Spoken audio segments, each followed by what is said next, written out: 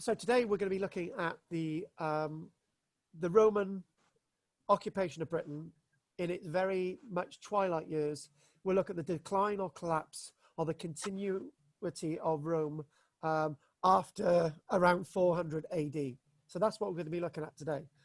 The problem is the title for this lecture is really difficult. Do we talk about the collapse of Roman Britain, when in fact there's lots of legacies about Roman Britain, such as Christianity and coinage and so on? Do we talk about the decline of Roman Britain? So it's very difficult to sort of key in the real title for this lecture.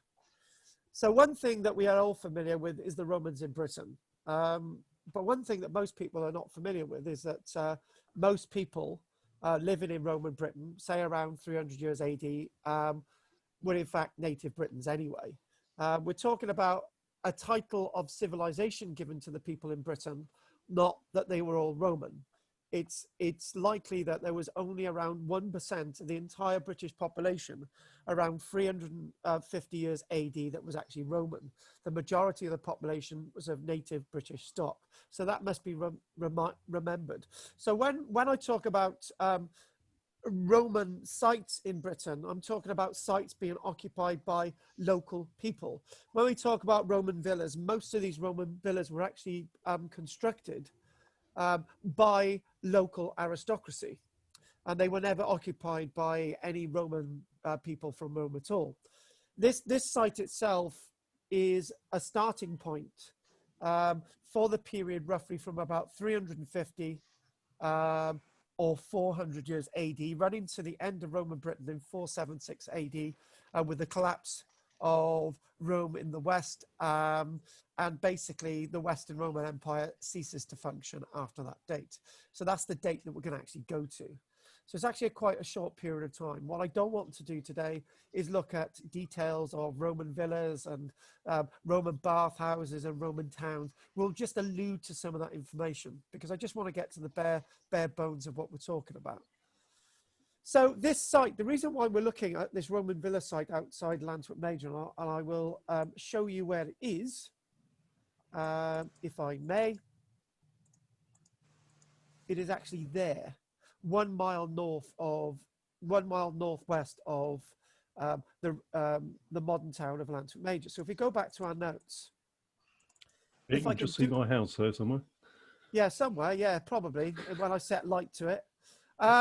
So what we need to do, because you'll be able to see the flames, right? So if I draw out the Roman villa itself, it goes to there and it comes back down to there and it runs across there to about there and it comes back down here again.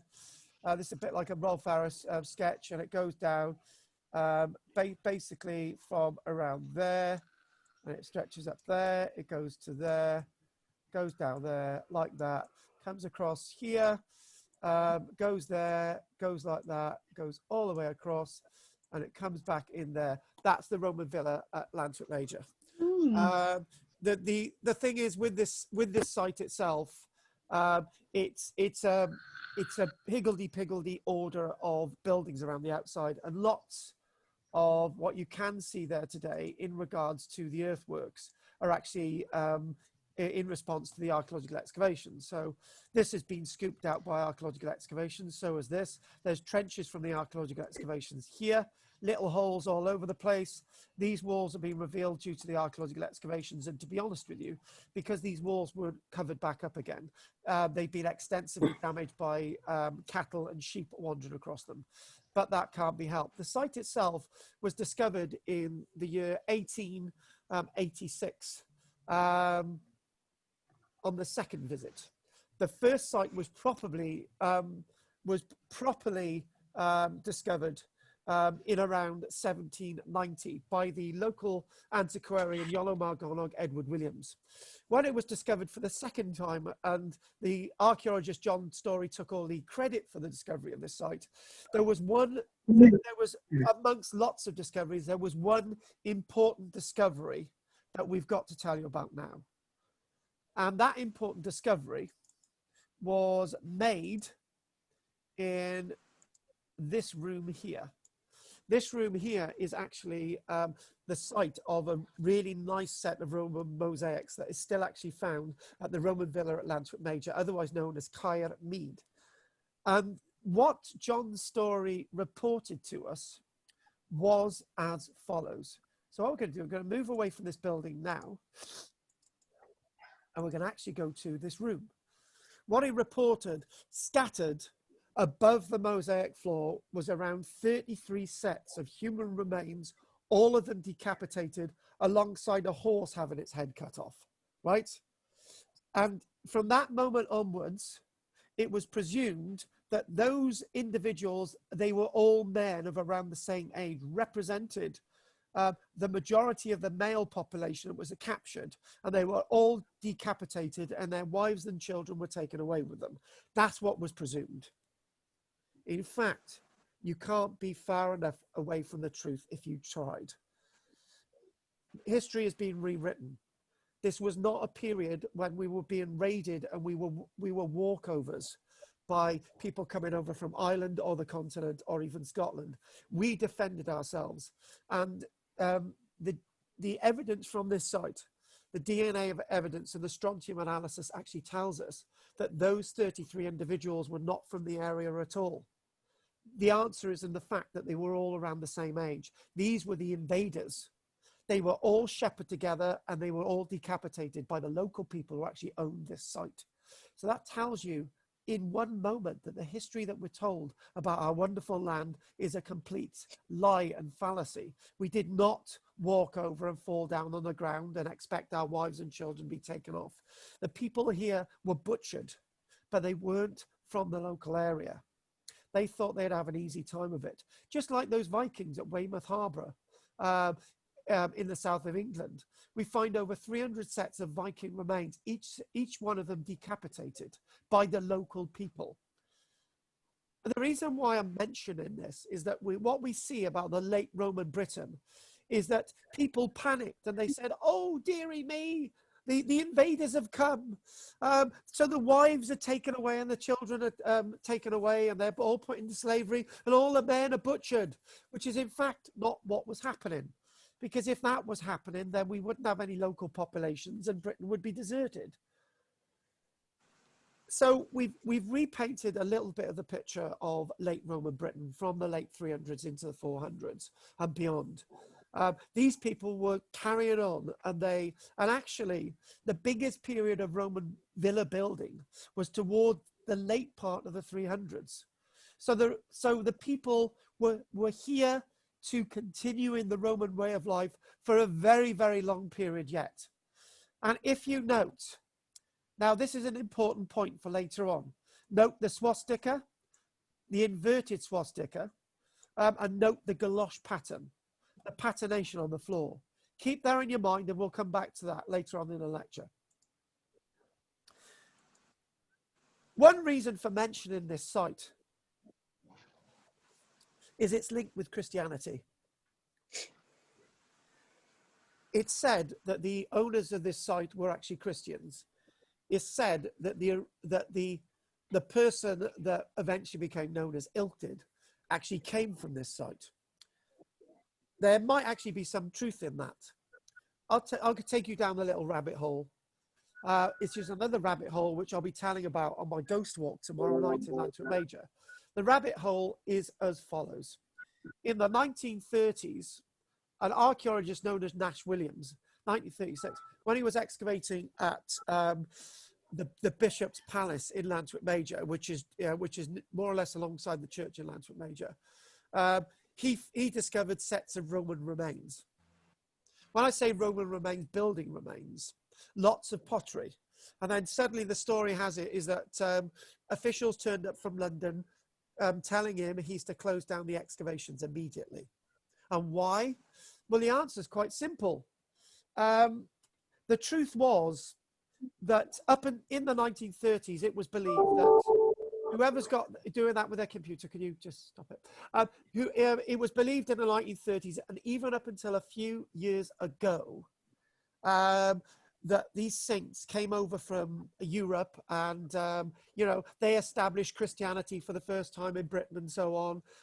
And in fact, Roman Christianity didn't really succeed, and in fact these saints had to come over and re-Christianize Britain. Absolute crap, mind my French. Because what we're actually seeing in regards to the remains within this area, these people are steeped in Christianity well before that period of saints, or whatever you want to call it, in the 500s. This was a well-established Christian community. And that's what the archaeology tells us. You know, when you've got archaeology in Llantwit Major, and when you've got archaeology at this site, and when you've got other archaeological discoveries being made within the local landscape, you start to see, and also, where are the facts? The fact is that nobody could practice any other religion other than Christianity after around the year 380. So these people were Christian. End of story, no argument. And so were the population of Llantwit Major. So the people actually found in the original religious establishment at Llantwit Major were actually from the Roman period. The great legacy of Rome is in fact Christianity, but there is also other legacies of Rome, such as art, such as coordination, such as trade, such as coinage, and so on, which we will look at. So what we do actually find with these sites is wonderful, wonderful masonry, wonderful trading, wonderful artifacts. But these people are of local origin. These weren't Romans wandering around in togas and various other bits and pieces, but they are shrined to be Roman. They are shrined to be like the Romans. So can I just tell you one other thing? About 2 years ago, here at the new Aston Martin plant, where that first arrow is, they actually found some Roman corn drying kilns. And these Roman corn drying kilns were quite substantial. They were for drying corn for quite a sizable population. I made a video on that, and I tell you what, that's never ever been made public. In fact, the video was actually banned from YouTube for a while, so I actually put another one on there. But the fact of the matter is, we've got lots of Roman evidence in Llantwit Major. So the original Christian community was established by those Romans. I actually said this on a walk 2 years ago. And I remember the woman on this, one of the ladies on the walk, she said, "That's absolute terrible. That's blasphemy. We actually had a period of saints. The saints came over to turn these heathen Britons into Christians." And she absolutely hated the idea. And then a few weeks later, somebody gave a talk to the local history society, completely agreeing with what I was saying. So I've gone off on that little bit of a diatribe simply because I want to tell you that is this a question of a collapse of the Roman Empire in Britain, continuity of the Empire in Roman Britain, or decline, or lots of these other factors. So let's move on. So what you can see at Llantwit Major, and the other thing as well is, talking about the other period that comes after this period, what we do see is inevitably lots of carved stones. And these carved stones date from usually about the 600-700s, way after this Roman period, or is this a continuation of that period within the local landscape? Lots of carved stones. Now, this is rather interesting. Now, I don't usually refer to Wikipedia, but I like referring to Wikipedia on this occasion because it's quite public. Listen to what this says. The first college of Theodosius. Whether you want to believe this or not, this actually ties in quite nicely with what I'm saying. In 380 AD, the Roman Emperor Theodosius I proclaimed Christianity to be the only legitimate religion of the Roman Empire, ending imperial support for traditional pagan religions and customs. A college honouring him was established at this site, Llantwit Major, in around 395. Founded by himself, which I can't really go along with. But we're talking about the foundation of an early Christian college at Llantwit Major. The college was the earliest school, former or extant, in all of Britain, and has even been called the oldest college in the world. It was founded during the twilight Roman occupation of Britain and after the withdrawal of the Roman legions. Now, I need to come to task with that word Roman legions. And the reason why I need to come to task with that word Roman legion, by the late 300s, there were no Roman legions. There were no 20th Alia Victrix or 2nd Augustus or 2nd Dietrich's legions in Britain. Basically, these legions had actually become military units, cavalry and infantry Vexillanian military units. They weren't to be referred to legions. I believe, like a few other archaeologists out there and historians, that there was no withdrawal of the Roman legions in Britain because there weren't any Roman legions to withdraw. Lotz is borne out on an edict of Honorius not to offer support to the people of Britonium, but this is the people of Britain. We believe that he was talking about an edict in reference to a town in Italy. Anyway, moving on from that, it says that this monastery, this establishment, survived in Lantrit Major until it was sacked and destroyed by Irish pirates in 446. Absolute nonsense. I believe that the establishment continued. There is no evidence of the site being destroyed in that period. What we've got is Roman buildings, and then obviously we've got this religious establishment being founded. Next, we're going to go to Wroxeter, and I don't know if anyone's actually been to Wroxeter, but I need to go off and blow my nose. So if you bear with me. We've been there, Carl. With you. Oh,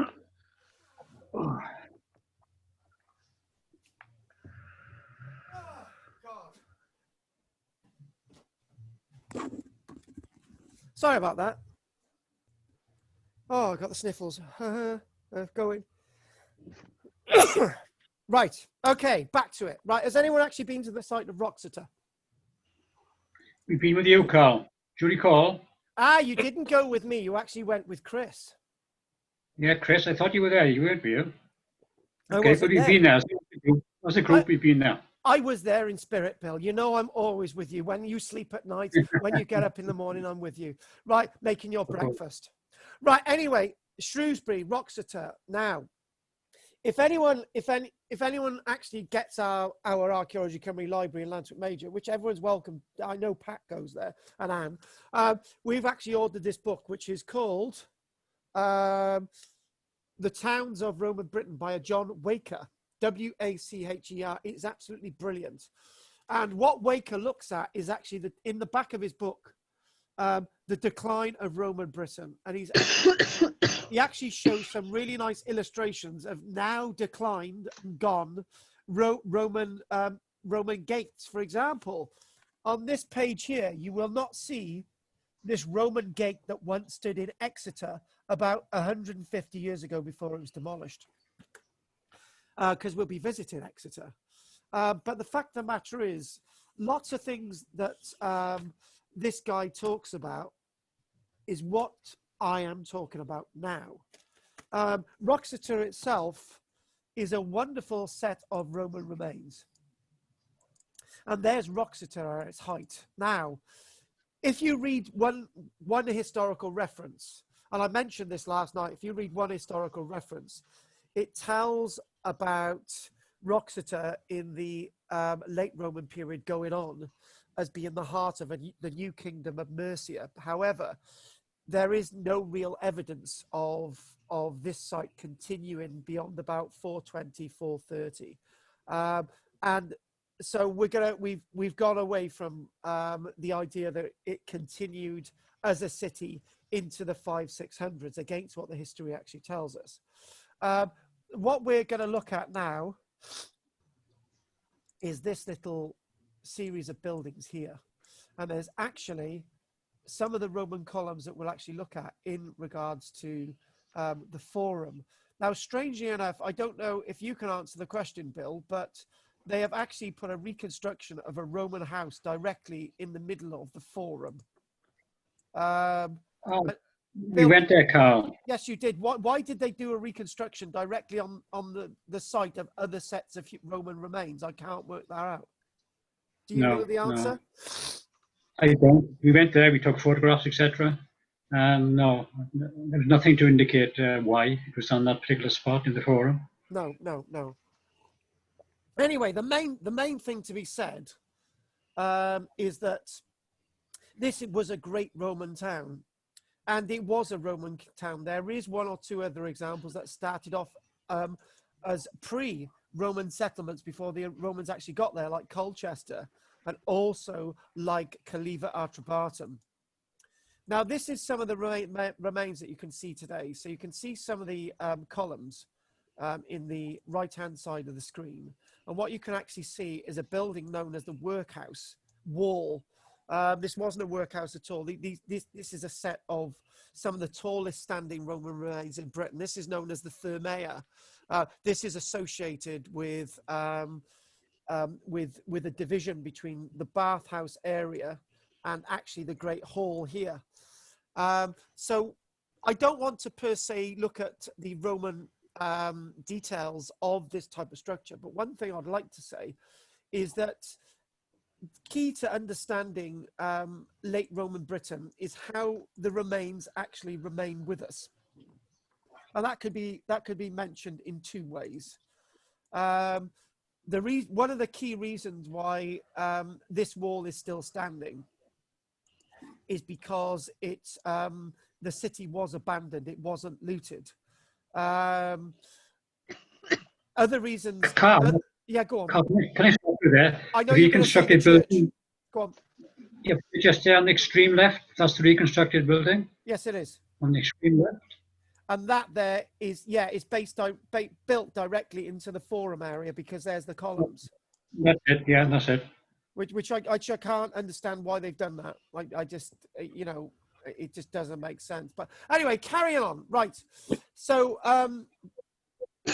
one of the things about this city is that it was one of those great sort of Roman cities in Britain, a population of about 10 to 15,000. It was very much functioning. It was on the crossroads of various different routes up north into Wales, down south, and all the rest of it. It was a crossroads. But the state of the remains there tell us that the site was abandoned. It didn't really continue after about the 420s and 430s. Why is that? Now, this is the key question. Now, I've mentioned this over the past few weeks in connection with the abandonment of cities. We look at the Bedouins, the Nabateans, and the Bedouins. Petra's abandoned. So we look at that on why we didn't answer that question.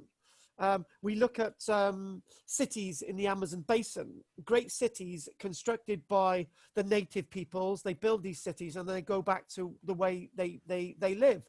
The equation that I keep saying is 1 minus 2 equals 1. So in other words, Bedouins, Nabatean, Bedouin, native Amazonians, great civilization, native Amazonians. And in Britain, the formula is very similar. What we got pre-Roman Britain, and then we got Roman Britain, then we got sub or post-Roman Britain. And basically, that's 1 minus 2 equals 1. So in other words, people almost want to go back to type, want to almost go back to the way they were before Rome. But it's not as easy as that, because lots of Roman civilization did continue. As lots of peoples didn't live in cities, they actually continued in trading with the continent. They actually continued with the religion. They actually continued in lots of respects with the monetary system, actually using coins and so on. And you know, the analogy that I give this is, you know, I will say it. You know, for 10 years I was married. Things didn't work out. I went back to my parents, and then I couldn't wait to move out from my parents again, right? And the reason why I mentioned that was because my parents, before my, right. So as I was living with my parents, right, I wasn't with anybody. Then I moved out from my parents. I was with somebody, and then I moved back in with my parents. The point I'm trying to make is that I moved into having my own home and everything, and then things went back to moving in with my parents. And you can look at a same analogy when you look at what's happened in Britain. You've got the native peoples. They're attracted to Rome, and they have this great intercourse with Rome, and they become Roman and all the rest of it. And then they actually become native Britons. That's the point I'm trying to make.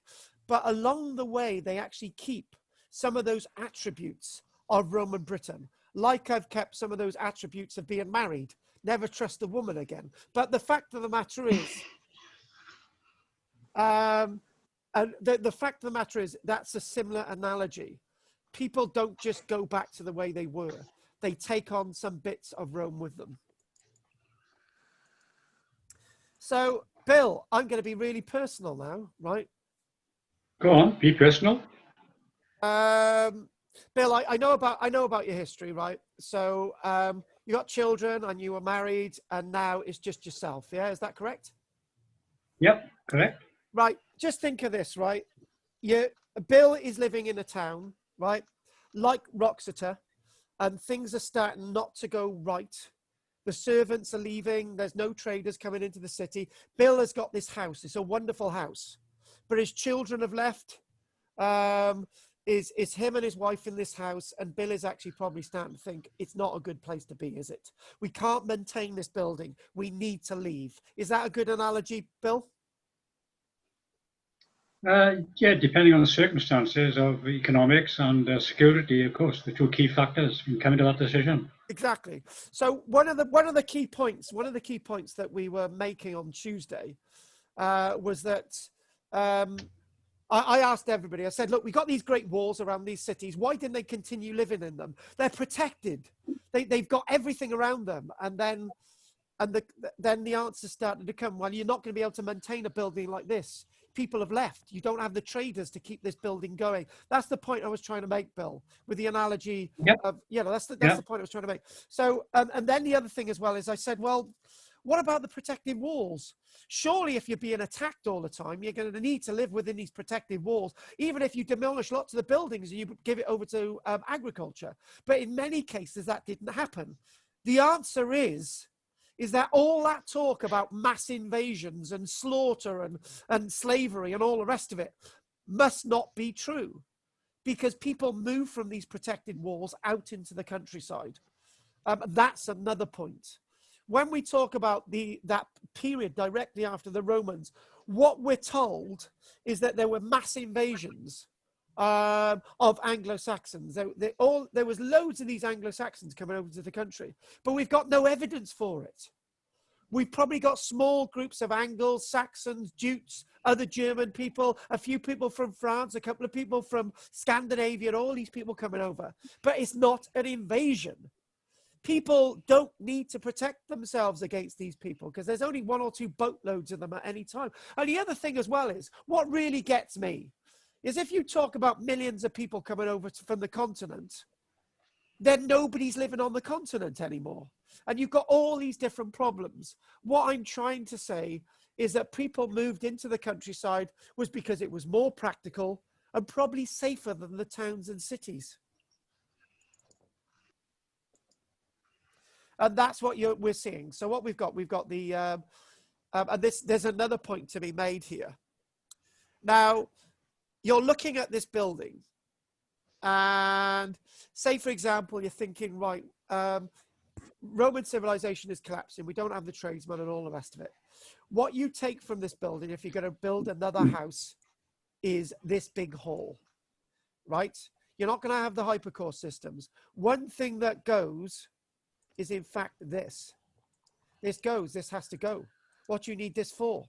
This isn't practical anymore. And the reason why these porticles were being created, these verandas were being created, is actually to keep people protected from the sun.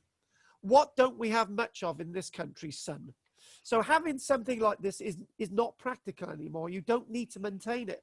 This is a part of Roman civilization you don't need to build in.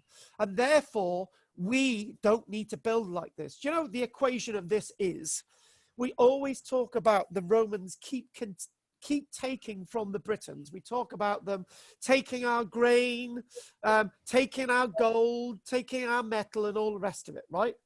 That's not exactly true. What we do see is that British civilization is gaining from Roman civilization. It's starting to use Roman technology for mining, for example. You know, on Monday it was, with my Cornwall class, I remember saying, there's Peter there. He's as Cornish as you can get. I said, look, Pete, enter this prospect. Up until the Romans get into Britain, the mining industry in Cornwall, they were mining tin for hundreds, if not thousands of years before the Romans got here. But when the Romans got to Cornwall, they introduced new mining technology, which simply meant that you could mine and refine tin a lot greater than you had before the Roman period. So that's what the Cornish miners take with them. They take with that technology, and the Cornish do very well out of it. And that trade in tin, it still goes on after the Roman period. We see it from ports, for example, at Tintagel. The reason why we've got a great site at Tintagel in the early medieval period, directly after 476, and you've got that King Arthur stuff and all the rest of it, is because of the trade in tin.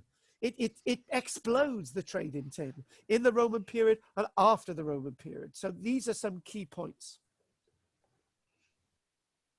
Do you know what? You guys are absolutely wonderful today. I haven't heard Anne once. So this building, you can see this building here. And as you look at this building, there's 2 points to be made here, actually. The first point to be made is actually, if we zoom in on that, and if we zoom, look at that there, great, love it. If we zoom on this, you could argue that the reason why this is there is it was used after the Roman period, and it was used as a storage barn and all the rest of it. But I wouldn't go with that. It's a building that's remained because it was well built, just like the Thermaea in the middle of Rata Rata, Leicester today. Big chunky wall, it survived. It's still there today, right? The one in Leicester was reused. This seemingly wasn't. Now, then you look at the rest of the remains, you start to think, well, okay, if the city was abandoned, where did all the other material go? And it's probably in the likes of the medieval period, from the Norman period onwards, that this city is actively looted for its material.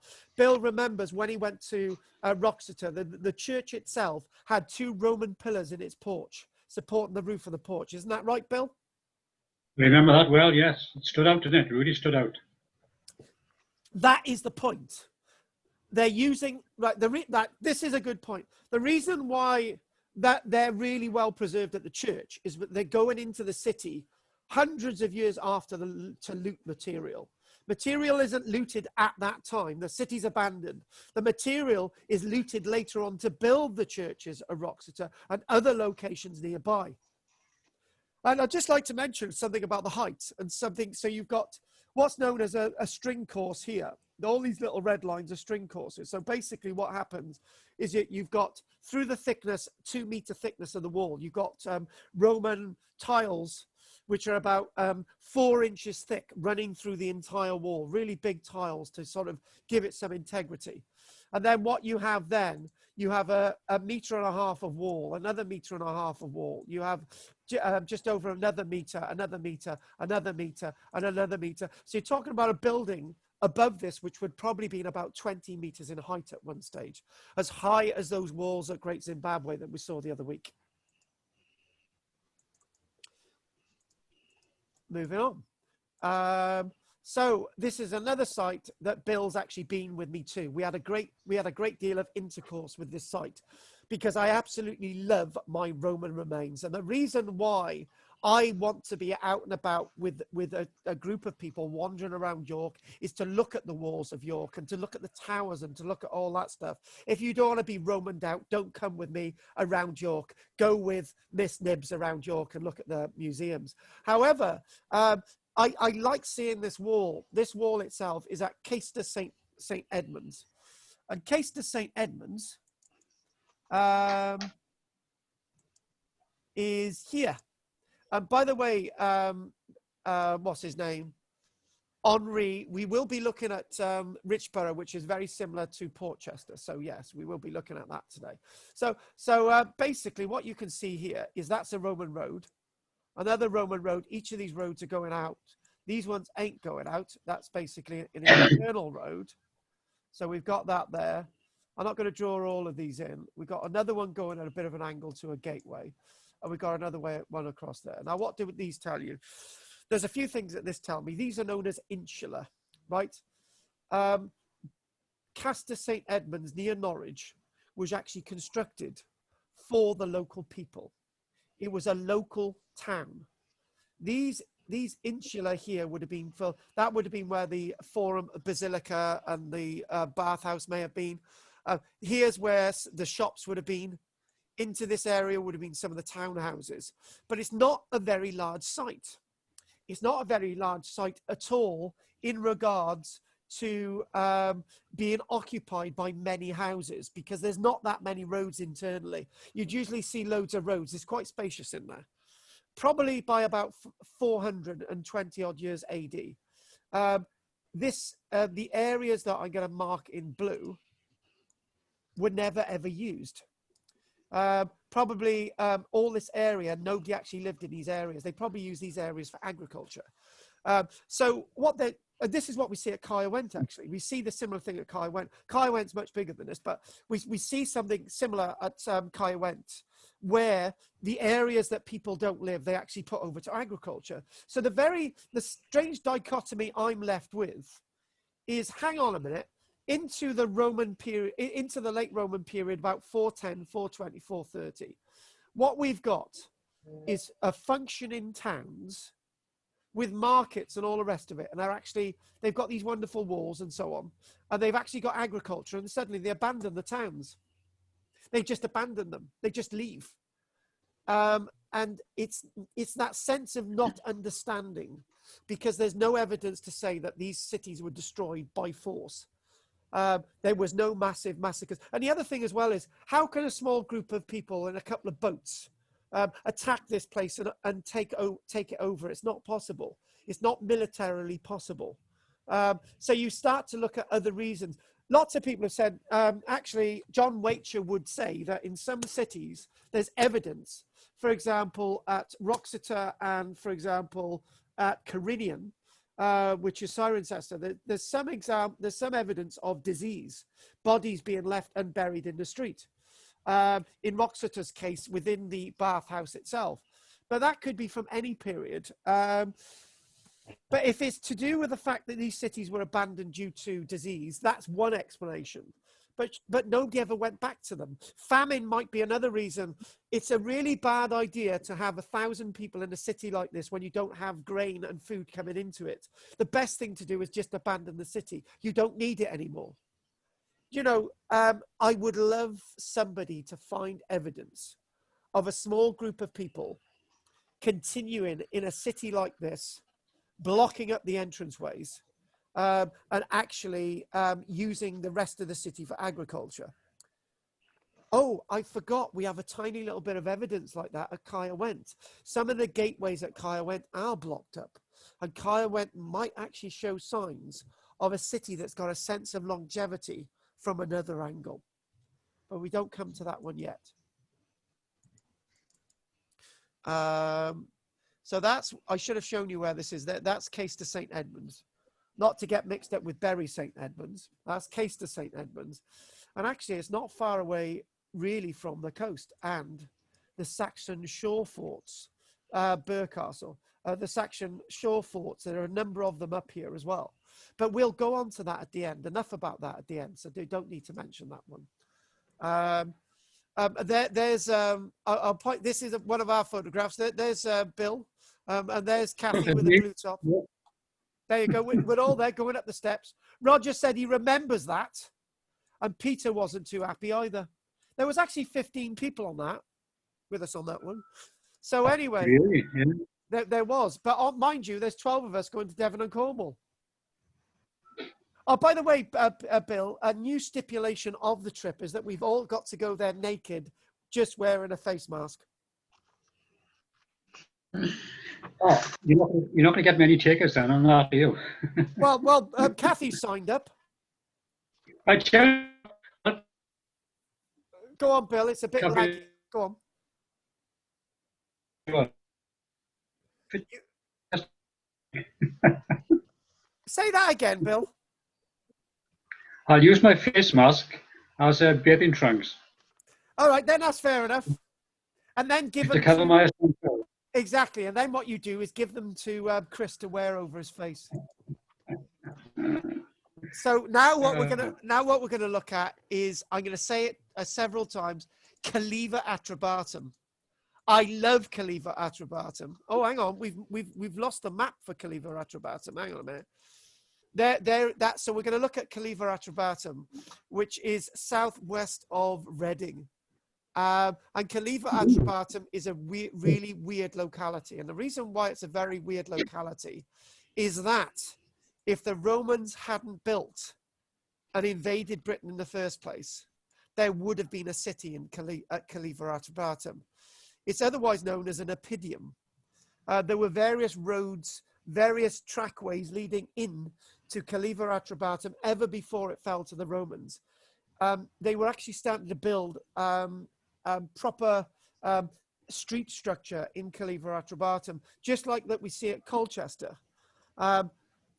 If the Romans hadn't have invaded Britain, we would have probably, after 200 years, started to see one or two cities across Britain. London, Colchester, you might have had one at Dorchester as well. Definitely the Caliva Atrebatum example. Also one at Chichester as well. So this is a rather interesting example of not being able to understand what's going on.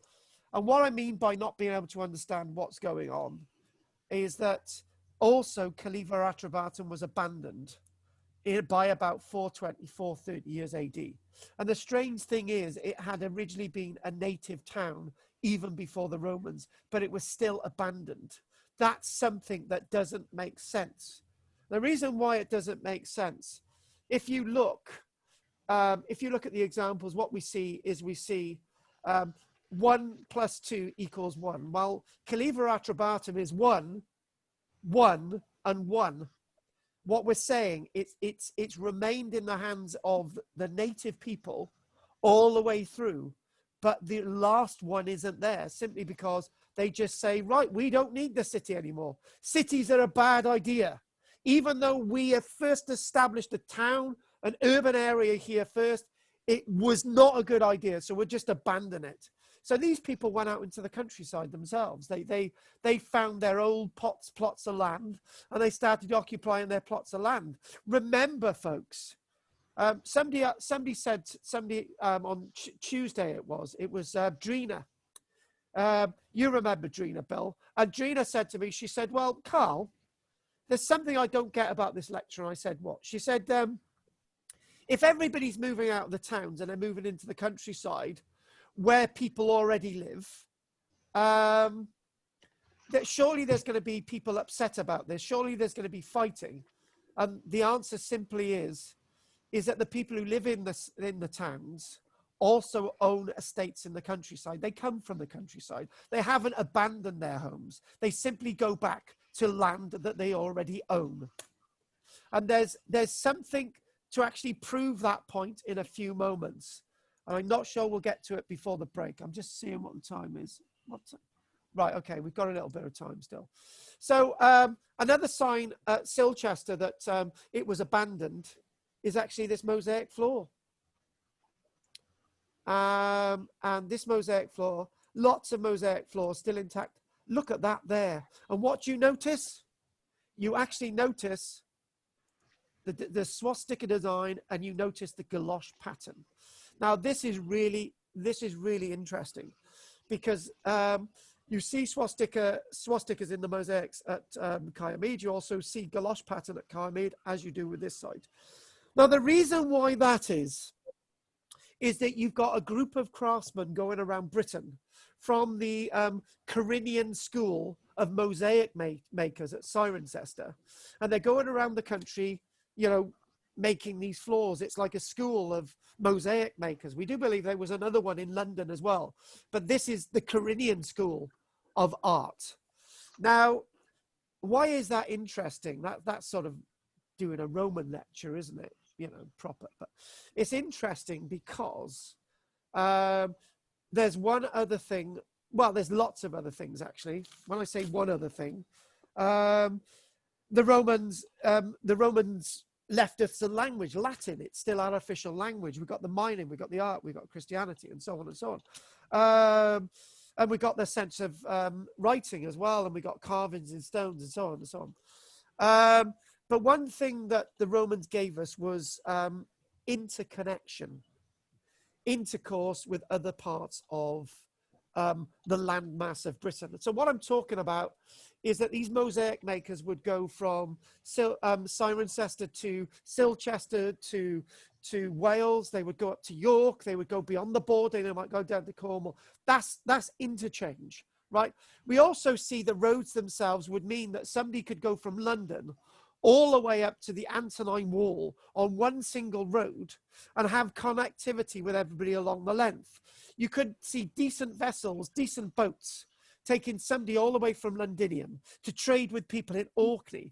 This interconnectedness is made much easier by the Romans. Not to say it wasn't there before, because that would be really wrong of me to say that. But it's far easier to connect with other parts of the Britain. And because there's a sense of, so basically, so somebody's going from Cornwall and they're going to York. They've got things in common. They may not speak the same dialect, but they know the official language, Latin. They know that they've got the same coins in their pocket. That's all about the European dream, isn't it? All about Europe. But this is a microcosm of Europe. All that connectedness coming together under one banner, and that banner being Rome. But now the banner of Rome is going away. But what we are left with is those levels of interconnectedness. When we look at, for example, the legend of Arthur, Arthur's to be found in Colchester, Hadrian's Wall, Wales, Cornwall, all over the place. And the reason why that's possible is because of the interconnectedness.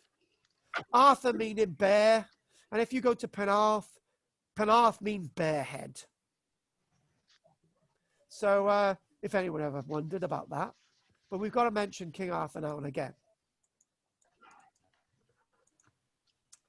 Now, I come back to this, and I come back to, you know, we are at Caliver Atrobat, and we haven't left it, but we look at this and we think, look at that entranceway.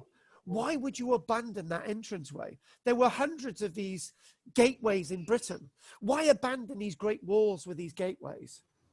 And again, is it to do with maintenance?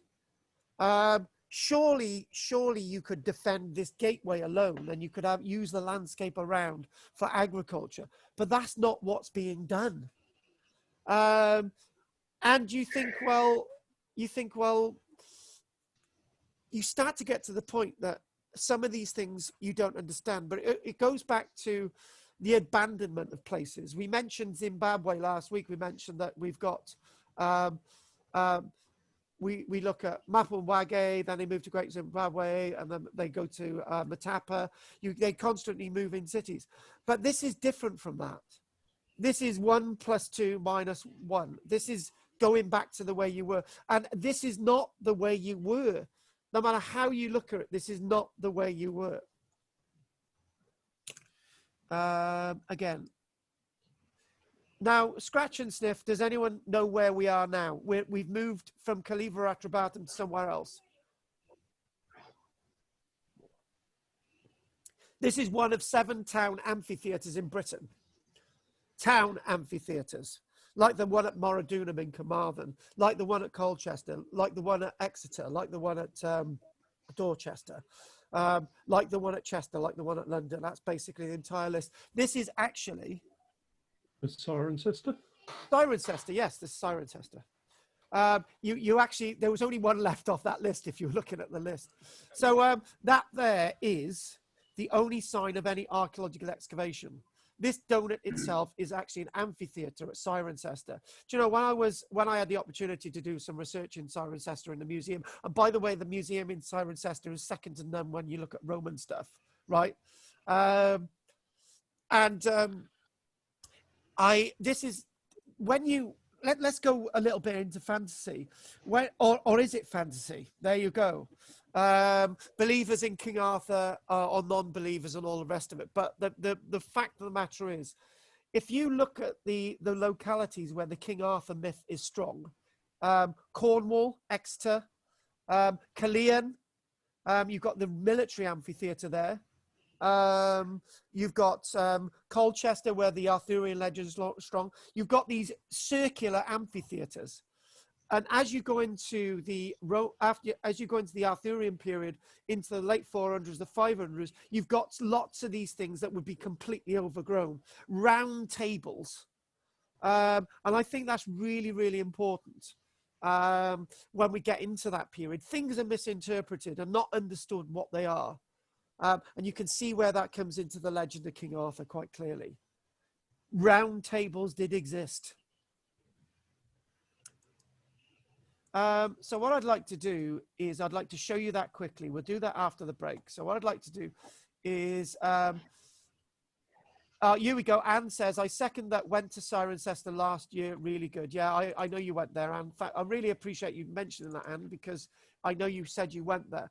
So in the museum, you get wonderful capitals like this, wonderful carved Corinthian capitals in the Carinian Museum. But what you do see at in Carinian is something rather interesting, and we're going to actually go to my little book if I can actually find the quote. Hang on a minute. If we go back, right, Carinian, Cirencester. What you do find is that Cirencester is a very queer one, and the reason why it's a very queer one is that people continue to live in Cirencester into the 430s, 440s, and this is the archaeological evidence for that. If you can actually see that page in here, this is the forum in the middle of Cirencester. This is still being used in 420, 430 because of the wear on the flooring in Cirencester. It's still occupied as a Roman city. There's still trade going on, and then suddenly, bang, people abandon the city. And it's trying to get to grips with the why they abandoned the city and what's going on. So what I'd like to do now, I'm a little worn out. I want to, it would be good to ask if we've got any questions. So if I go to Bill, we're going to visit the day. You know, Bill, when we went to Bird Oswald, the weather was wonderful, wasn't it? That's it. I thought I recognized it, Carl. Yeah. It's a wonder you did recognize it because it was raining a lot. It was. So, right. So, folks, any questions? Anne, I appreciated what you said about the Cirencester Museum. Would you like to say anything? Well, I'm just trying to, you know, when I went to Italy, and I've been to a couple of museums. I don't think I went to the one in York, but I just thought it was really good, the one in Cirencester, because it showed a room. You know, they've reconstructed a room and they put these mosaics that they found, and it's really, really interesting. I agree. And yeah, so very well done, and quite modern. And Bill? And I went to Bird Oswald. Yeah. I got two, Carl. At the start of the talk, when you were talking about the villa at Caramid, you mentioned that there was a lot of villa building going on towards the end of the 300s. Yes. Now, I don't understand that, because that's the very time when Roman administration was breaking down in Rome and in Britannia. So there would have been a lot of uncertainty about, and even cash flow and money, etc. So I'm surprised. Yeah, you're always, you're always, the great villa building period is into the 350s, 360s. It's a very difficult thing to work out. It's almost as if, at the end of after the break, I will make the statement that it looks like there are bits of Britain that are almost the last vestiges of the Western Roman Empire. We see that with Carlisle and Bird Oswald. We see that quite clearly. Okay, I got one second question. You read a note concerning Theodosius? Yes. And that he was the emperor who declared that Christianity should be the only religion practiced throughout the empire. Yes. What happened to Constantine? Now, basically, you can imagine the scene, right? Constantine, the year is 337, and Constantine is Constantinople, and his mother, Helen, comes up to him and says, right, you got to convert to Christianity. And he says, no, you got to convert to Christianity. And he's nagging and nagging as he's dying, as a woman always does. She nags and nags and nags until you give in, right? And basically said, okay, I'll become a Christian, right? And on his deathbed, he said, I'm going to become a Christian. On that moment, because the Roman emperor become a Christian, it started to become an official religion of the Roman Empire, not the religion, but an official religion of the Roman Empire. And from that moment onwards, within about 40 years, it became the religion of the Roman Empire, the only religion. Okay, yeah, I'll buy that. I'm Okay. glad you do, Bill. Don't buy too much. We'll leave that to Pat. Henry. Just an observation. Obviously, you've got a time of great villa building. Yes. Would it be a fair observation to make that people actually didn't need the fortifications because life had dramatically changed, and there's such an investment in estates which are property and income driven? Yes. You know, that is really, yeah. Go on. And you got these obviously artists who are going around doing people villas, and the next person saying, I want one of those on my floor, or a bit bigger than the next person, because obviously there's money around. Yes. And you've got a constant keeping up with the Joneses. It's all, and actually, you'll see that when we look at the wall at Caerwent, because the wall at Caerwent is only being built in about the 300 years AD. It's been a city for 250 odd years, you know, and the wall's only being built in its later stages. It's really strange. Keeping up with the Joneses is a good one. And as you're on,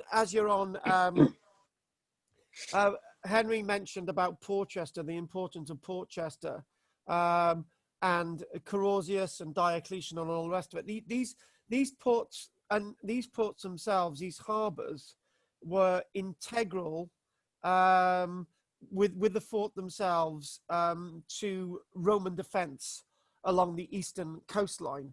But when we look at these towards the end of the lecture, you'll understand them slightly differently from what I've got in front of me from this email, Henry. So anyway, carry on, folks. Who else would like to say something? We haven't heard from Jessica.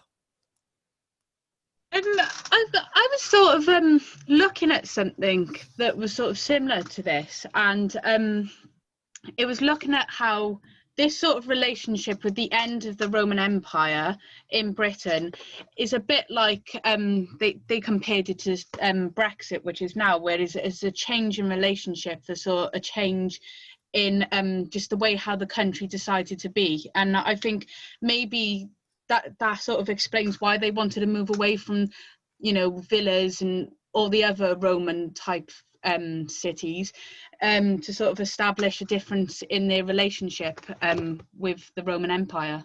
Actually, that's the end of the lecture. That was a really good analogy. That's exactly, I completely agree with all that. No, actually, you are very right there. It's almost as if, you know, and even, that's a really good analogy. A similar analogy would be looking at Scotland. You know, Scotland wants to go independent, but they still want to keep the Queen. But as for the rest of it, they want to get rid of it. Yeah. So, you know, it's like, okay, we'll keep Latin and we'll keep coinage, but we'll get rid of the rest. But we were British once, but we still got the Queen. So it's a similar analogy. You know, there would be people for generations thinking that they were still Roman. You know, that Arthurian thing was still Roman, we're still Roman. You know, I love the idea that people still talk about King Arthur. And I love the relationship with people's understanding about King Arthur and who he was and who he wasn't and all the rest of it. Ties into that period that the King Arthur legend is based from the decay of Roman Britain. And that's a very important thing to remember. You can't deny that. And Pat, anything you'd like to say? And Del, Pat, are you coming on the York trip with us? Well done. Bill said you would. Well, I'm not sure. It's only going to be men at this rate. Oh, I'm thinking of coming. Oh, yeah, you are going, Jessica, but you don't count. Yes, I am. Exactly. Right, Del. Oh, Pat no, Pat, were you going to say something? Oh, I was just thinking about how sad it is about the Clanwood Major Villa. You know, it's just sort of, you know, no one takes care of it, and it's just going to rack and ruin. To be honest with you, the Lantwick Major Villa, right? The amount of stuff that's actually being found there, the mosaics are still there. The fact of the matter is, as a tourist attraction, it would be something really important. But unfortunately, this is the land we live in. So, and the other thing as well is, if people say, "Oh, we don't want a Roman villa displayed because, you know, it's Roman," my argument is this was actually built for local people. This was the local people who lived here were actually local. They weren't actually Roman from Italy. And when people start hearing that, they think, "Oh my God, the importance of this site." And the money that these people had, they survived really well in the Roman period. They were quite wealthy. And Del, talking about wealth, Del's got no money because his missus has buggered off to Tenerife with all the money. The connection between the increase in villa building and then the abandonment of the cities, were they roughly at the same time? Because you could connect the two. People leaving the cities, going out to their villas, their farms. Well, if we could have precise dates. So, say for example, you know, oh my God, in my head, there's one Roman villa in Britain that we actually see them putting a brand new mosaic floor in about 380. Right, they're refurbishing the whole thing. So if we sort of say between about the 340s and about 380, somewhere like that, right?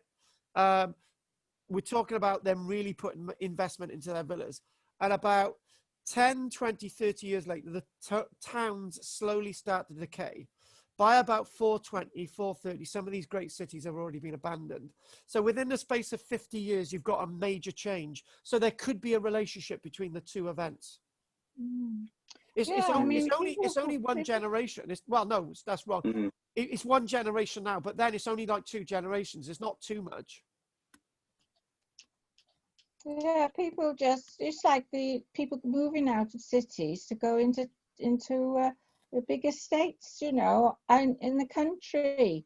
They don't want to live in the city anymore. They want to live out in the fresh air. And, you know, maybe it was like that. Yeah, exactly. Like there was disease in the towns and the cities, you know, which made them move out to the country. But there are obviously lots of other reasons, i.e., you know, the problem is by concentrating on the disease bit, what you're doing, you're missing the other detail. You're missing the farming side. You're missing the ownership in the countryside. I've underplayed the disease bit deliberately because I want to explore the other stuff. But you're not wrong, Anne. It's part of it. What we're going to do, we're going to take a break now, and we'll go from there, and I'll have a quick chat with Jess as well.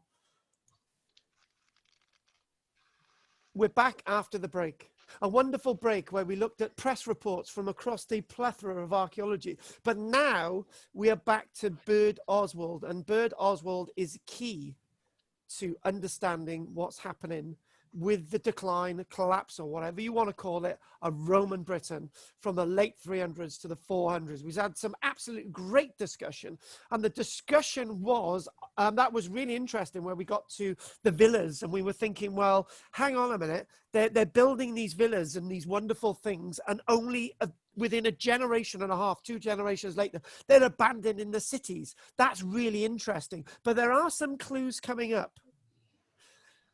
But we will look at Birdoswald for a moment. Birdoswald itself is a wonderful site. And the reason why it's a wonderful site, because we've got evidence at Birdoswald of a Roman garrison still being there in the 430s. Now, those that go off on a tangent and say the Roman legions left Britain in 410, well, there weren't legions to leave in the first place. And then you've got a military garrison 20 years later at Birdoswald. Now, it's no surprise that we've got Carlisle nearby, and it's no surprise that we've got Birdoswald still within the Roman mindset into the 430s, 440s, and even all the way going up to the 500s. And it's been very daring of the archaeologists excavating at Birdoswald and the display team to actually say, look, we've got something going on here in the Roman period, in the 430s.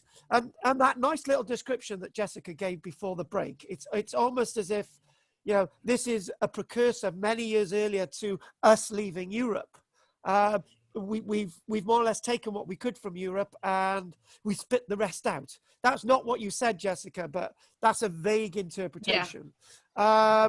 And in a way, what we look at Birdoswald, they've kept all the good stuff. And then all the admin and stuff seemingly goes out the window. So what we're looking at the bunkhouse in the background, Bill sheltered in the doorway, I remember it well. This itself, these little posts here are indicating where the post holes were directly onto the stone granary of a later granary for this fort into the 430s, 440s. That's what we're talking about. So what I'd like to do is actually show you where we are. There's Birdoswald, and I do actually like Birdoswald very, very much because it's very enigmatic. So there we go. There's our Birdoswald, and there's our Carlisle. So what I'd like to do is go back to those images that we just seen, so we know where we are. And if we go to, so those little indications of where the timber were, and this is what we're talking about. Now, this is really interesting. If I'd showed this image, I need to be careful what I say now. If I showed this image as representing Roman Britain around 400 years AD, you would think, well, it looks a bit rag-torn, but that's what Roman Britain looked about 400 years AD. It was probably much more like this in 430 years AD. So what's happening with the Roman military is they're very much reliant upon on a vexillinian arrangement, basically infantry and cavalry working alongside it with each other in coordination. They're very much into their cavalry. And this is shown in the illustration quite clearly. So you've got cavalry here, you've got cavalry. The armor is very different because the armor become very different in this period. And what you can also see as well, some things I don't like, the person reconstructing this has added medieval looking clothes rather than the clothes of the day. But what I would say is that I like this illustration because it's sort of showing a functioning town, well, a functioning fort, a functioning settlement, but with everybody in it, inside the fort walls, with the family, the children, the men and all the rest of it, inside the fort walls working together. Now, the interpretation at Birdoswald, by the staff at Birdoswald, is several-fold. And the several-fold bit is that did individual forts sort of fall into themselves? It become a microcosm of Rome.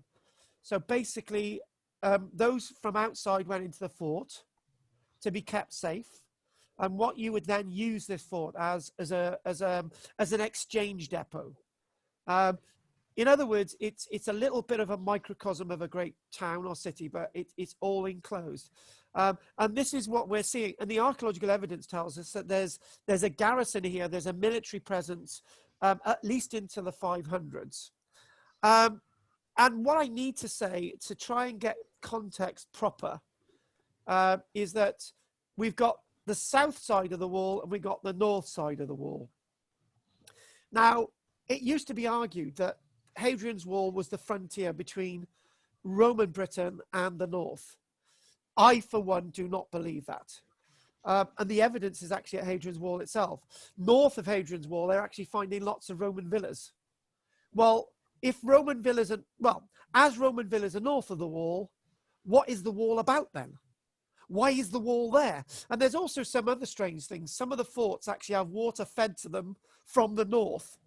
So if you're attacking from the north, you just cut off the water supply. Do you know what I mean? It doesn't make sense. So what we're finding in the archaeological evidence, along Hadrian's Wall, along the 72-mile length of Hadrian's Wall, you see large forts, fortlets, mile castles and turrets.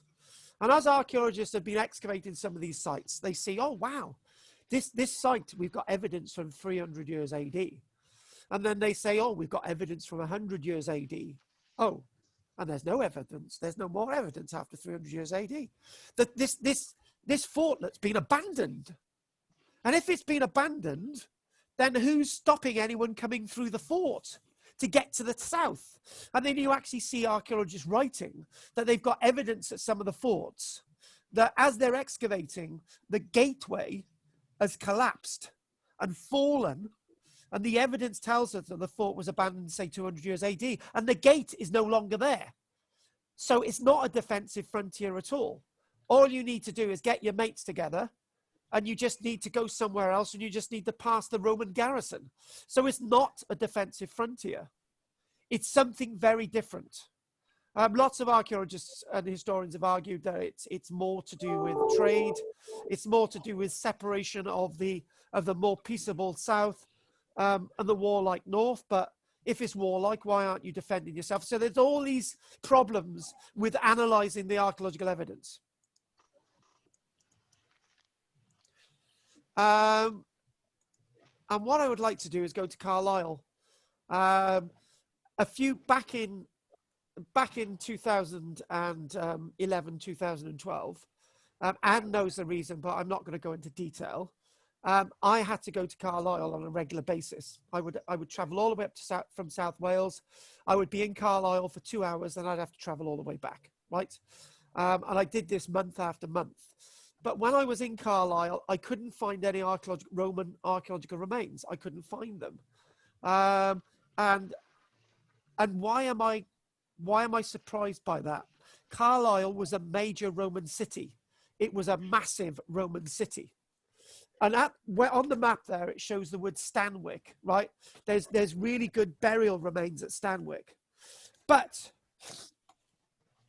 Carlisle is massive to this lecture. So what I'm going to do, I'm going to read this section out in the book, and then I'm going to read the Carlisle bit out. Some of it disagrees with what I said. Some of it agrees with what I said. So here we go. What are the towns themselves in this degradative process? Their desertion and the failure of the way of life which they supported may have been caused partly by famine and partly by disease, of which the latter was probably the most deadly, and by the disintegration of an economic system of which they had been a major prop. The more thickly an area was populated, the more quickly an infection would spread, so that towns, if affected, would have suffered most in the early epidemics. But I need to stop there. There were lots of epidemics in the Roman period, but it didn't lead to the desertion of the cities. In fact, we have very little evidence of any diseases in these cities, so why were they abandoned? But there is a little bit of evidence at Viriconium, and there's a little bit of evidence at Carinium to say that there were bodies left in the street and buried and all the rest of it. But at other places, we don't get that evidence. So in some ways, some sites agree with that statement. In other ways, like Carlisle, Carlisle continues. Caerwent continues in a way. So it's a mixed picture across the country. Famine, did famine wipe out the need to be at Caister St. Edmunds? There's no evidence of disease there. So was it famine the reason why they abandoned it? Or was it just too big? Remember, lots of these cities were made for the local people, for them to use. And when things started to collapse, they thought, we don't want to be there anymore. On present evidence, there is little to show the survival of lots of the major institutions with these towns. If civilized life somehow survived in towns after this date, as with Carlisle, modern archaeologists have entirely failed to produce evidence for it. We do have the evidence at Carlisle, but not at Caerwent. So we've done that, agreeing and disagreeing as we go through. And then what we've got is the Carlisle bit. This is really interesting. Only at Carlisle is there an indication, evidence of civilized life continuing into the later 600s. So it goes beyond the Roman period, a bit like York. But I'm afraid to do York today, simply because it tells a different picture. Which we can do when we do the York trip.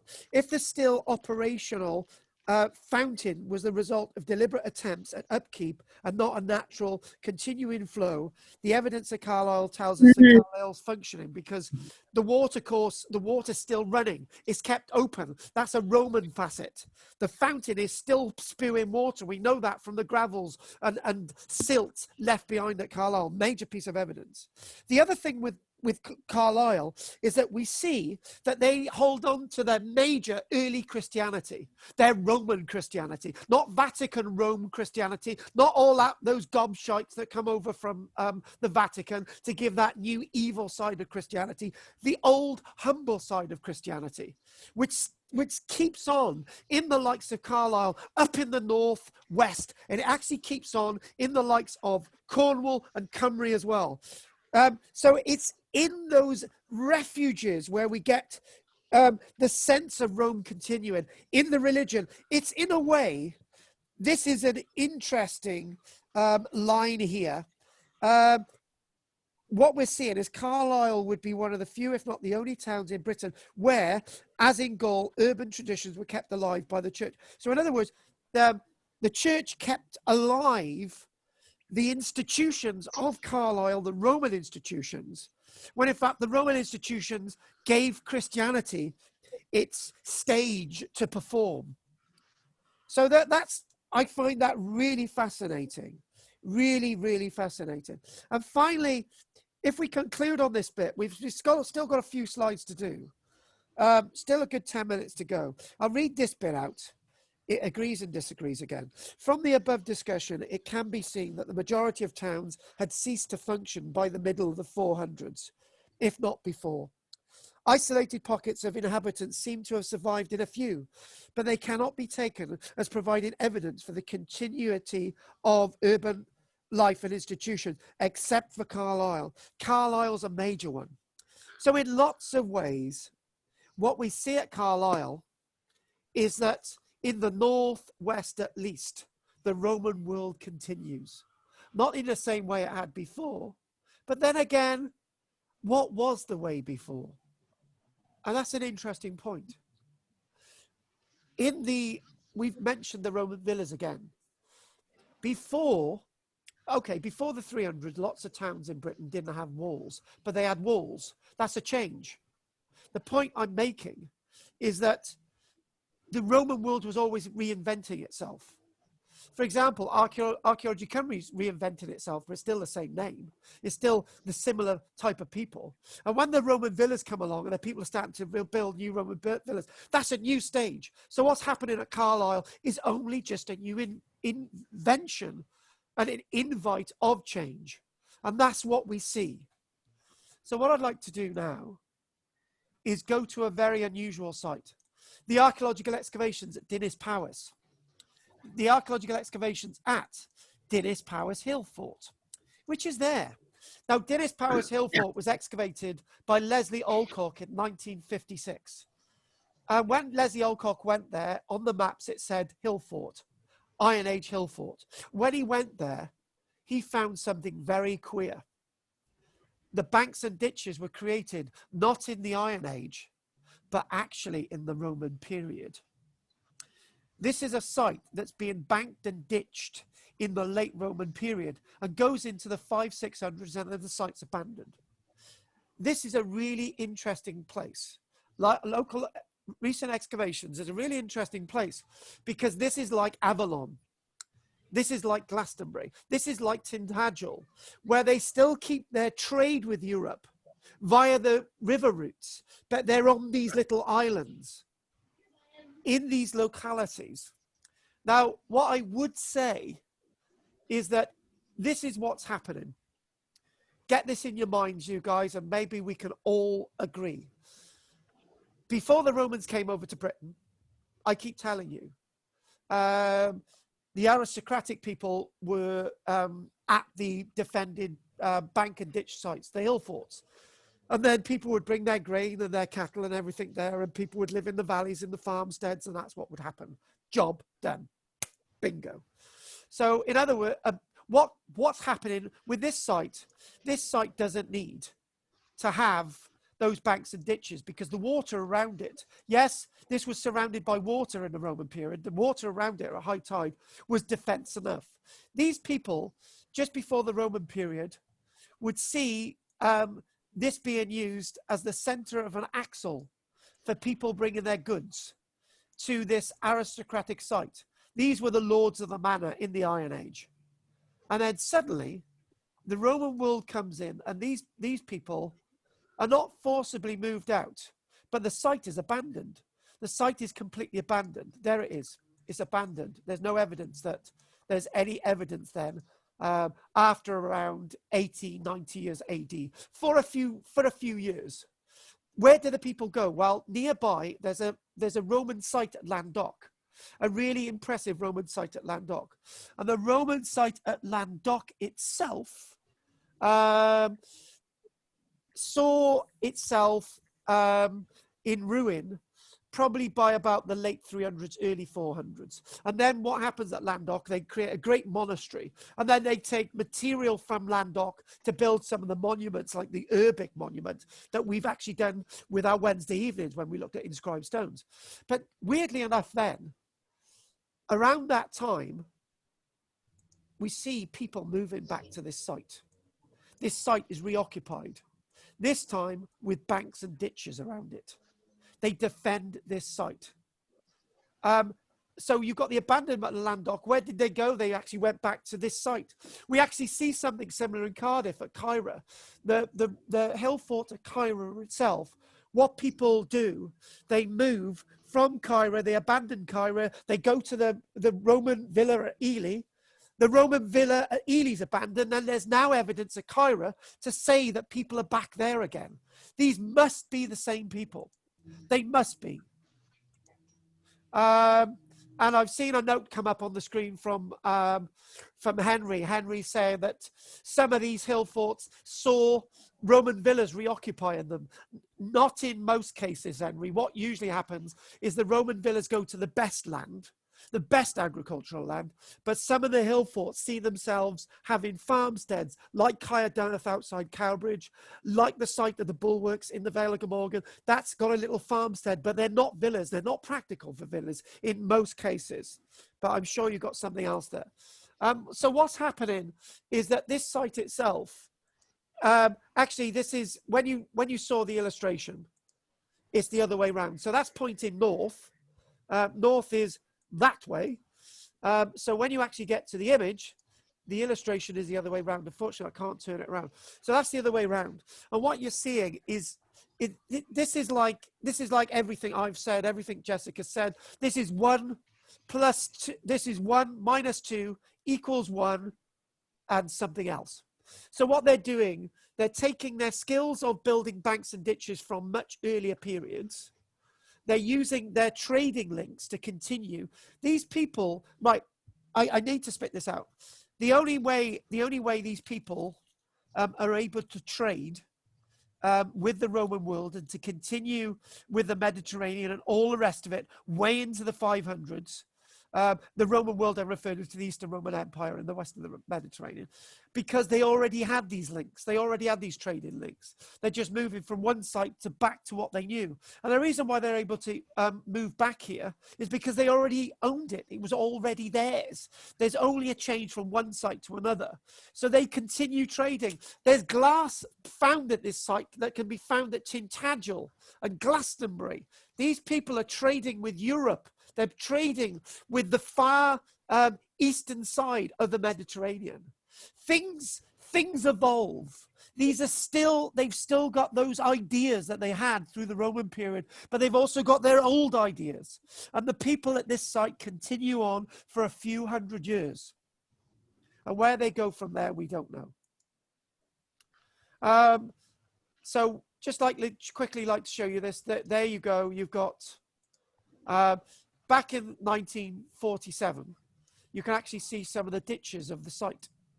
But when the archaeologists go there in the 1950s, it's starting to become really overgrown. If anyone I actually mentioned It's the first time I've ever had this amount of excitement in ages from Lantwick Major. I said, why do we organise a trip to Dinas Powys? One person said, yes, yes. Everyone said they want to go to see the hill fort to Dinas Powys. And because I also said that on the way to seeing the hill fort to Dinas Powys, you actually pass the walls of Dinas Powys Castle, a native build castle, which you can clearly see now, but you can't see it through aerial photography now because it's completely overgrown. So moving on again. So these are the banks and ditches, which are completely overgrown, but it's a really nice place to visit. So if anyone wants to do that trip in October, we will let you know, and we'll go from there. Dell's already on it. Well done, Dell. So the next site we're going to actually visit is actually Caer Went. We're going to briefly look at Caer Went. We've gone all over the country today, but we've got 4 sites left to look at. So we can do this. Stop the clock. So here we go, and clear that bit. Caer Went is next. And the wonderful thing, I've already mentioned this about Caer Went. The east and the west walls of Caer Went had towers on them. And those towers were built, not in 200 years AD, but in 350 years AD, 50 years after the wall had been built. Now, some people believe that the wall around Caer Went was only built to compete with Kentchester, which is a Roman site very near Hereford today. You can't see any of the wall there at all. However, it's very strange that towers were only placed on the eastern and western approaches to the city itself.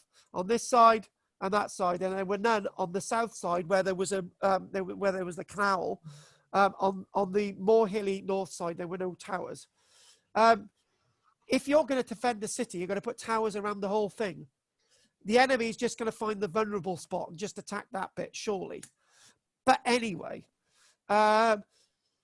there's something very, very interesting about Caer Went. In fact, if I never ever discovered women, right, Caer Went would have been my mistress from that moment onwards, because I first found my first bit of Roman Samian ware at a molehill there, a nice bit of Roman Samian ware bowl, and I used to love going to Caer Went. It was the place I used to go to. I used to have a date with Caer Went, a nice bottle of drink, a nice pack of sandwiches, and an apple, and I'm anyone's, right?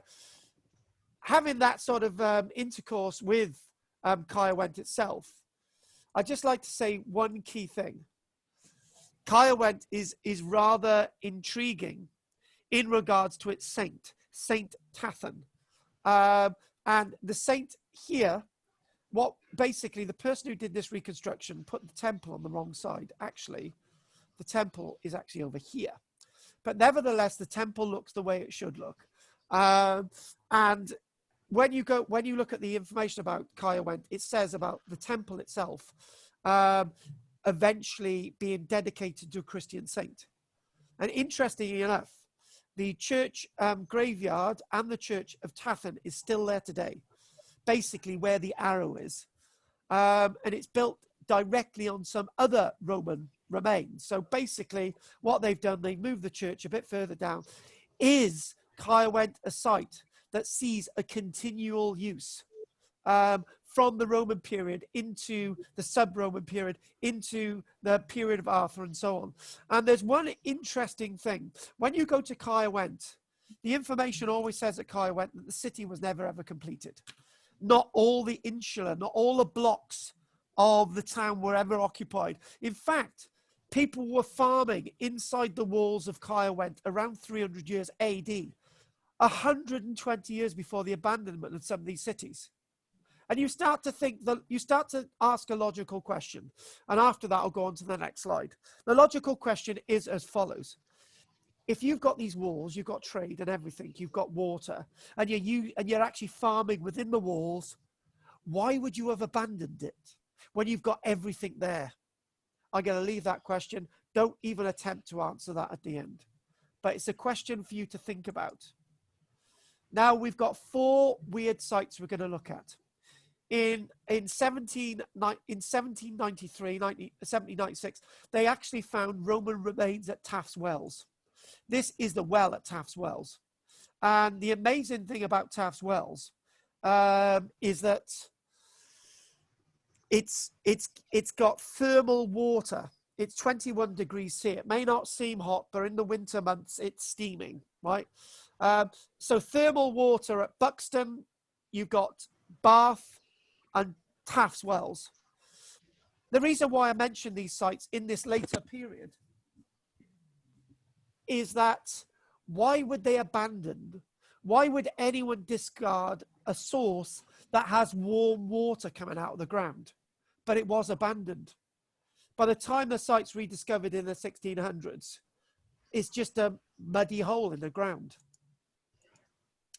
And that's where we lead on to Bath. Bath itself is a spectacular site, but we're not talking about the architecture. We're talking about what happened. What we see with Bath, you've got a nice little plan here, moving on to the next plan. What you've got is you've got between 48 and 50 degrees C in temperature, water coming out from the thermals down below. You can imagine this is really warm water, right? I wouldn't jump into that main pool there. It would burn the testicles. So by the time it gets to the large bath, it's a little cooler. And the excess water is going down the Great Drain into the River Avon. Now, I don't want to do any more about that technical stuff with Bath. I could go on for a whole hour, but I'm not going to. One unusual thing, they tell us at Bath that this was also abandoned. My God, why would it be abandoned? Surely, you know, this is associated with a local deity, Sulis, Aqua Sulis, the water god. So why is it abandoned? This is everything local. It's got Roman structures there. It's been used, but it's abandoned. And you actually start to think that there's no sense with what's going on. This was rediscovered in the late 1600s, 1700s. And they dug it all out and they displayed it all. But this is another site that was abandoned for reasons that we don't understand. You know, you think, well, this surely ties in with what people are thinking, but it's just by the wayside. And then finally, again, people looking at these monuments and thinking, look at the old Roman world, but they don't go anywhere near them. And Bill, you were with me when we saw this fort. You were there, yeah. And Bill, I want you to agree or disagree with the following statement. We had a conversation outside the church with this gentleman who told us about the fort. I was taking you to the fort, but he didn't actually tell you the gravity of the fort. I had seen aerial photographs of the fort. I knew what it looked like. I knew where it was. So I led everybody in front. And when we all entered the field together, am I right in saying that everybody actually said, wow? There was a big wow factor, agreed. And do you know what? I have never had that with any archaeological site. And the wow was that it had 4 defensive sides. The water side, where it had a harbour, and 3 great walls, all more or less intact. And then that gives you a dichotomy. You've got a fort that has access to the sea, but perfectly defensible with a huge ditch around it. Towers that are in excess of 10 meters tall. You had an area that you could keep groups of people safe, but this site was abandoned. Again, it doesn't make sense. But should it make sense? People abandoning whole cities and other parts of the world. How dare the Nabateans abandon Petra when they had everything? But what they wanted was actually to live the way they used to live. There's nothing wrong with that. You know, it's another analogy. You know, another analogy. You come across people, they got perfect marriages, and then suddenly one of the person in that marriage ups and leaves, and there's no reason behind it. There's no explanation. They had a perfect marriage and one person left. Why? You're never going to get an answer. And that's the same thing that you're looking at with Roman Britain. It almost evolves to another dimension, to another sense of understanding. So we've got one more site I'd like to look at. and saying it could be the water levels in Norfolk. Now, that's a very, actually, Anne, that's a very sensible one. There is the site that we've actually looked at is Burghcastle. And Anne might have a good point, because in the Roman period, the water level was much higher, and they had to canalize the entire landscape of Norfolk. It was very silty, very boggy. They had to canalize it. But it might be that the water levels are slightly dropping along this landscape. There's lots of evidence to say that water access to Burghcastle may have been denied because the water went out further. But that's a nice little one, Anne, and I really appreciate that. But we won't talk any more about that. One more image, one more site to look at. It's 457. This site is Richborough, very similar to Portchester, that wonderful Henry mentioned earlier on. And this site itself is very interesting because it's where Roman Britain began, and it's where Roman Britain ended. And let's actually put hairs up on the back of your neck. And there's Richborough. And the hairs up on the back of your neck would be, if there's a garrison still here in 476 and a vessel came in from Boulogne, as the vessel comes into the harbour at Richborough, there's an edict from the last Roman emperor. And the last Roman emperor in 476 offers the edict: look to your own defences. The Western Roman Empire no longer exists. And in 476, not 410 or any other date, this is when Roman Britain finally ends. People can't call themselves Roman if the Roman Empire no longer exists, but they still felt Roman. Today, the legacy is Christianity. Today, the legacy is the language of Latin, the coinage that we see in circulation. Lots of the engineering and what they left behind is the legacy of Rome. Thank you very much for listening to this lecture today. Are there any questions? And Del, Thank you, Carl. I appreciate that. Del, you go first with the questions, darling. Okay. Really, really interesting. It's one of my favorite periods. That sort of Romano-Britain era, especially towards the end of things, which leads into the so-called Dark Ages, which I don't believe existed. But yeah, really, really, really interesting. Thanks. It's my pleasure, and you know, I would like to say this. You know, when we've been doing lots of really massive lectures recently, and you know, in years' time, everybody's I haven't actually said this, and I've only been realizing this recently. Everyone's been making really great contributions to these classes every week, and lots of things that people say are absolutely brilliant. If in about 5-10 years I ever make a publication and I look at all these lectures, you can slap yourself on the back and it be in the knowledge that you've actually made a contribution to that. Because I could not do these lectures without your contribution. I could not talk to myself and come up with all the information that we come up with every week. So I appreciate that. Right, Jessica.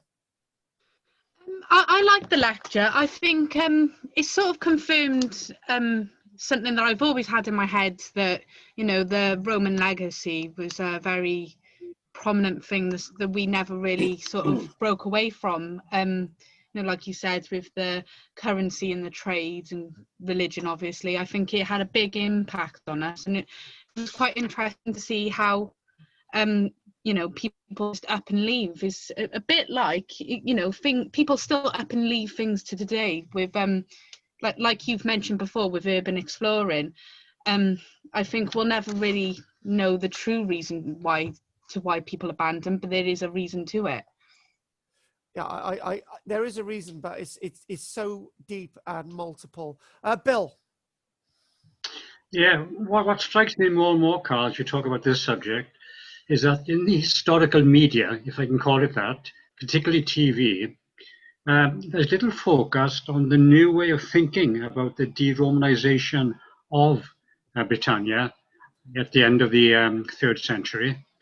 And it's a pity, really. And even well-known TV archaeologists like Alice Roberts and Bethany still use the term, the Romans left us in 410, you know. I mean, that's given the wrong impression. Now, I don't know why they're not up to date with the current thinking. Well, It's as if they just, yeah. yeah, it's just something which disappoints me. That I think there should be a separate program now on all we know of the new way of thinking about the way the Roman administration crumbled in Britannia and what happened to the locals then and everyone, etc. There's never been a program on that, you know, and it's crying out for something like that now, isn't it? In what we know, in the light Yes. of new information. Can I just say, Mary Beard, Mary Beard came out with this thing a few years ago about, which I was already saying, but obviously people think the same thing at the same time. When Mary Beard came out with, oh, the legacy of Rome is actually Christianity, and she actually had death threats for saying it, right? The other thing as well is, okay, even if it's true, that the Emperor Honorius turned around and said, Britain, look towards your own defenses. They were already defending themselves anyway. So I don't even see why that's even an argument. And yeah, you're right about this new program idea. And I have heard that I'm a Celebrity, Get Me Out of Here will be filmed in Wales. And my producer friend, Lee Service, actually works for that program. And actually, the idea of a Roman program does actually sound an interesting idea, Bill. Yes. Yeah, yeah. Anyway, thank you, Carl. That was excellent. Thank you. Pat, anything you'd like to say? Nope, just enjoyed it. Thank you very much. What about you, Henri? It was very good. I was quite interested about the Lambert Major site because it's something I had a look at before. And I'd just be intrigued to know, just one question, the bodies that were found, the tests done on them, what area of Europe did they think they came from? All the results I've got is that they're from the north. So that could mean anything. Northern, that could mean Northern England, Northern Wales. They're from the north. That's all I've got. Right. Okay. No, thank you very much. The strontium could be quite vague. It would be good to actually know more about that one. And Anne, you've got the last word today. Yes, it's sort of kind of gone full circle, really, because you did take us to the villa in your early walks, and it's nice to get it in perspective, you know, with all the Roman forts in the country. I think it was a good lecture. Yes, thank you. On that note, anything else to say? I appreciate everybody's support. I would say that only in 30 minutes I'll be live on YouTube for half an hour. So, and then obviously, hopefully see you all next week. Next week, we're doing something completely different. We're going to be looking at the collapse of the Moorish Kingdom of Spain. Something that I've actually excavated in Spain, and I've seen some of the evidence, so I can from direct knowledge. And lots of the sites that we've actually done today, I've actually visited. So, I except for Viraconium, but you've been there, Bill. So, if there's no more questions, anyone wants to have a chat afterwards, sign into YouTube at 5:30 now, and if not, anyone, I will be seeing anyone else next Wednesday, forum and so on. Thanks for your support. And Del, Henry, Anne, Pat, Bill, and Jessica, I will see you all soon. Thank you very much. Thank you. Bye. Bye. Thank you very much. Thank you. Thank you. Thank you. I won't be able to see you at 5:30 because I gotta go make tea. Put me on in the background, Dan.